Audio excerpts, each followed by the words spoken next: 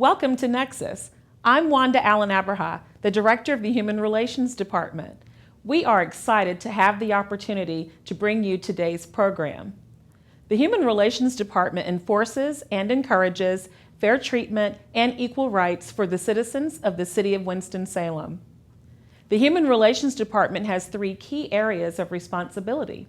They are investigating housing discrimination based on race, color, national origin, religion, disability, family status, and gender, mediating landlord-tenant complaints, and conducting cultural diversity education and inclusion training and outreach.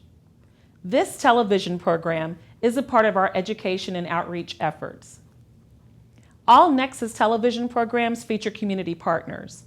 During this episode, we will focus on two programs: Building Integrated Communities and the annual Juneteenth Cultural Festival.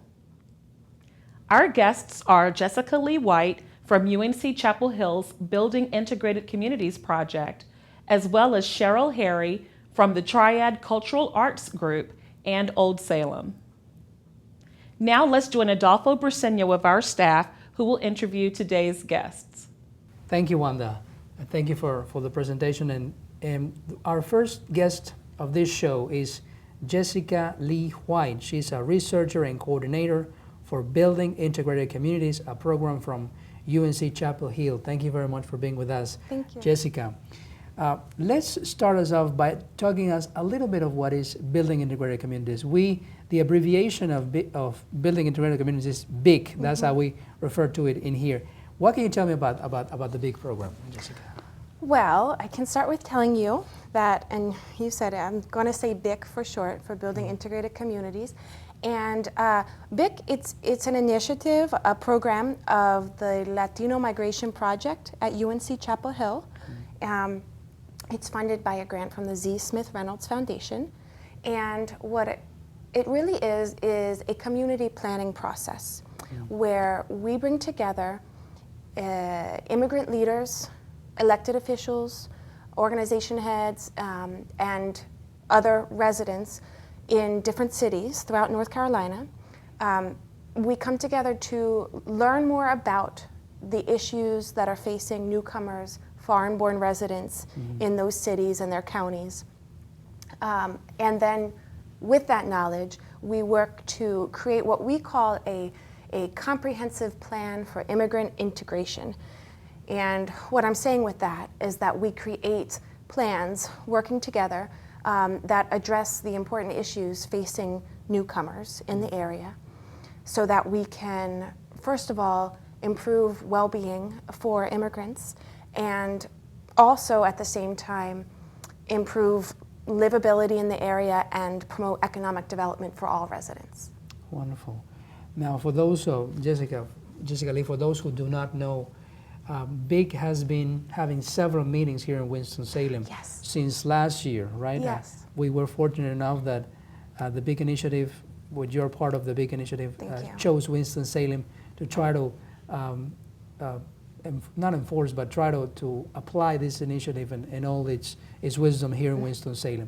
So tell us a little bit of what you have learned this year in Winston-Salem with all these meetings that we've had. Winston-Salem BIC, it started last summer, exactly, when Human Relations here won the BIC grant, and it's specifically for, we're working together for 3 years, from 2014 to 2017. And what's happened since then really is that, well, the first thing that happened is that the Wanda, Director of Human Relations here, got together what is called the Winston-Salem BIC Committee of different agency members who have already been doing a lot of work as members of and with the immigrant communities here and foreign-born communities here. And throughout the past year, we've pretty much, we've wrapped up really the first phase of this project, which really is sort of the learning and listening phase of assessment, of listening to residents and learning more about who's here and what they're experiencing.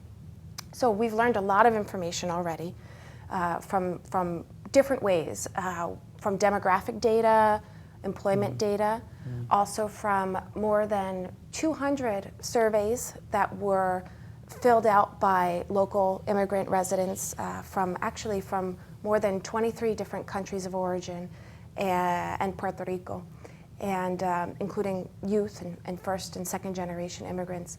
We also just held in April and March 2 public meetings with local residents where more than 200 residents participated from at least 15 different countries to learn about the project and to weigh in directly with their input about their experiences and needs here and what they hope to see.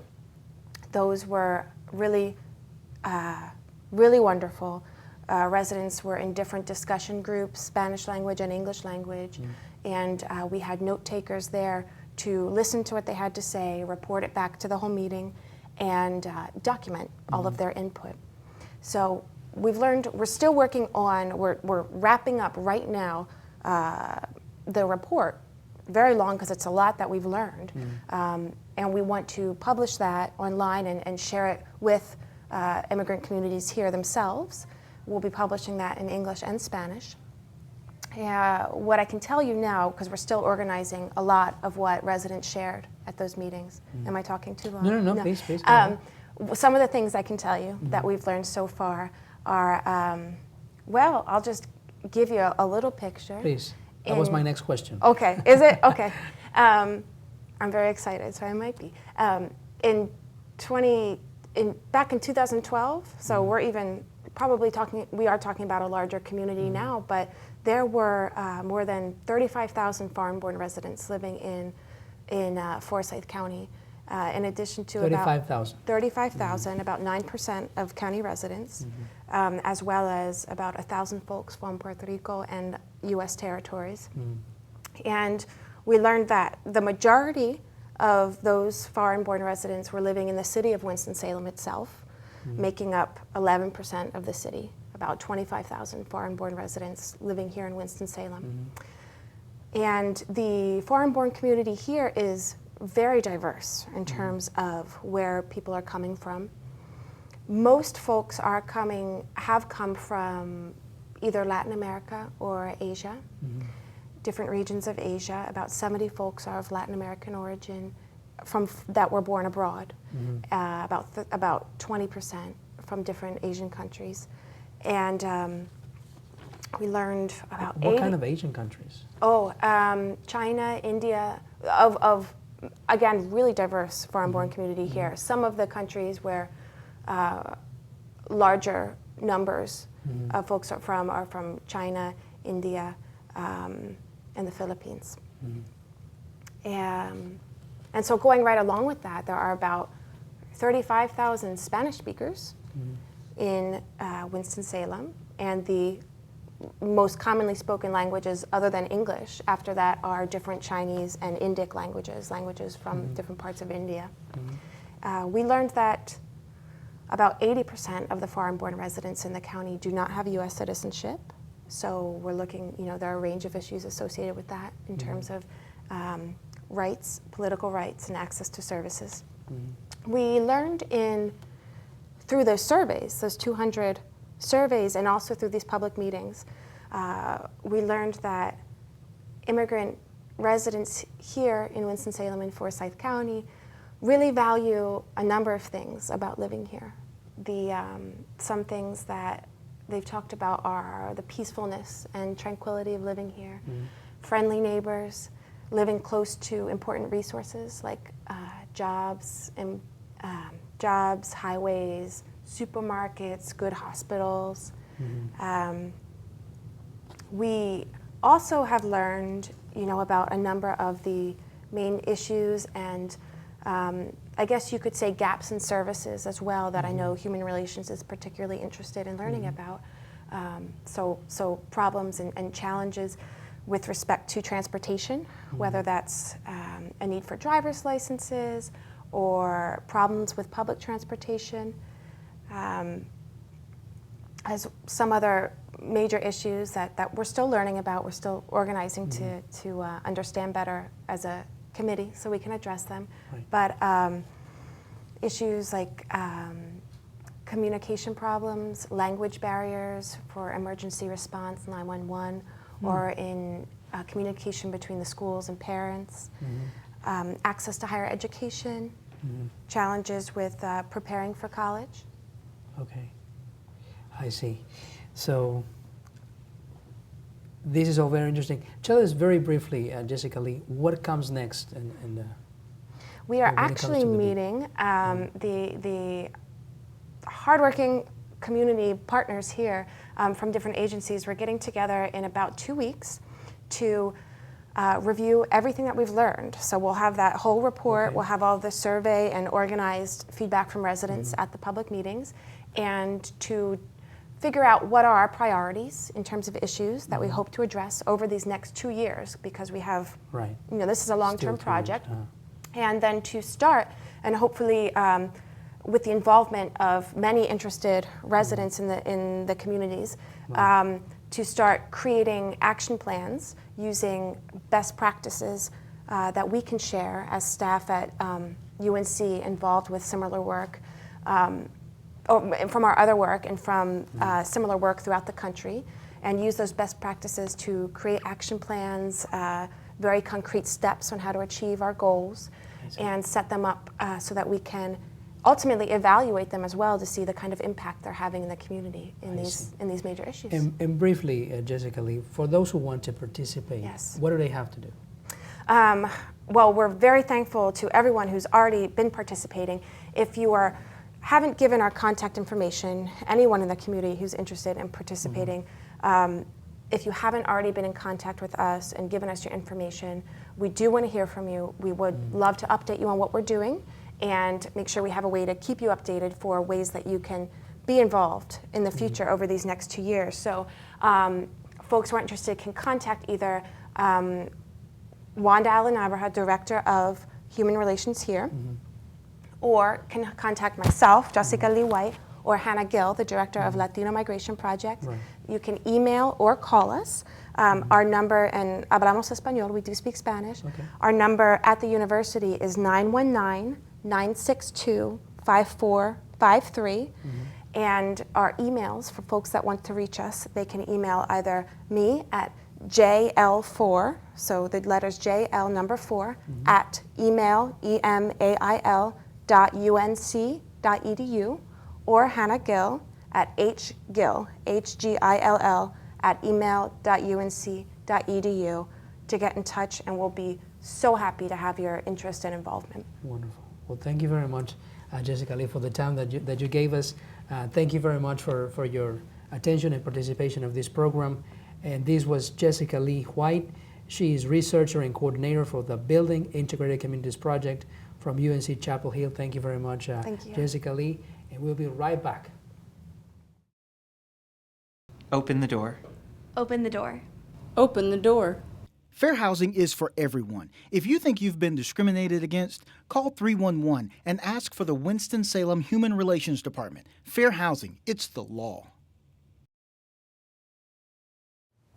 Well, thank you. Thank you for still being with us. And our second guest of this show is Cheryl Harris. She's the founder of Triad Cultural Arts, a grassroots community organization that promotes African American history, culture, and art. Thank you very much for being with us. Thank you. Cheryl. We are going to be talking a little bit about Juneteenth, the Juneteenth Festival. What can you tell us about this festival? Well, of course, Juneteenth is the country's longest running observation of the ending of slavery in our country. Juneteenth actually originated in Galveston, Texas, because that group of enslaved people were the last geographic region to find out that slavery had ended. We're very fortunate here in this area to know that on May 21st, slavery ended in Winston-Salem. The troops came through. So we celebrated to commemorate what we consider to be a milestone in our country's history. And we have a grand time. We do the celebration through the arts. We use a lot of historical exhibits. We do performances. We do spoken word. We do arts and crafts. We have community organizations that come out and we sort of just, create an atmosphere where people can really dialogue and celebrate this historic event. Wonderful. So this event, tell us when it's going to be show? This year it will be on June 20th, a Saturday, and we'll be on 5th Street in MLK. We'll be outside. Now, this is the second year we've done it outside on MLK. We'll be, I guess our anchor is the historic Winston Mutual building, and we're very glad to be able to do it on this site. We received a lot of good feedback last year, so we're returning. We'll be there from 11 a.m. to 6 p.m. Wonderful. Tell us a little bit of how this celebration originated here in Winston. How long have you been doing this festival? This will be the 11th year that Triad Cultural Arts has done it. However, when I was with the Winston Lake YMCA during the late 1990s, we actually started doing the Juneteenth Festival. So it's been celebrated in this community for a very long time. When we sort of reinvigorated the Juneteenth Festival 11 years ago, of course we came to the Human Relations Department, and you all welcomed us with open arms. In fact, our first celebration was held at Corporating Plaza. So the Human Relations Department has been with us these 11 years. Look at that. Now, if you look back, Cheryl, what has changed and what that you can remember back then and how the festival is now today? We have a lot of support. It's grown. In fact, people are really asking us about it. We're getting phone calls. Participation has increased. We're up to over, we believe, 4,000 to 5,000 people come out, and we're expecting more this year. I see. Okay, so what are we going to have this year in this festival in the following weeks? Well, this festival is really important, and I hope everybody will come out because it's the 150th anniversary of the ending of slavery. Okay. So we'll be celebrating the sesquicentennial anniversary of the ending of slavery. And again, I want to say May 21st, 1865 is when the ending of slavery was announced at the St. Philip's Church in Old Salem, at the African Moravian Church. And we just did a reenactment for that 2 weeks ago. But for the festival, it's just going to be open to the community. We're going to have a really good time.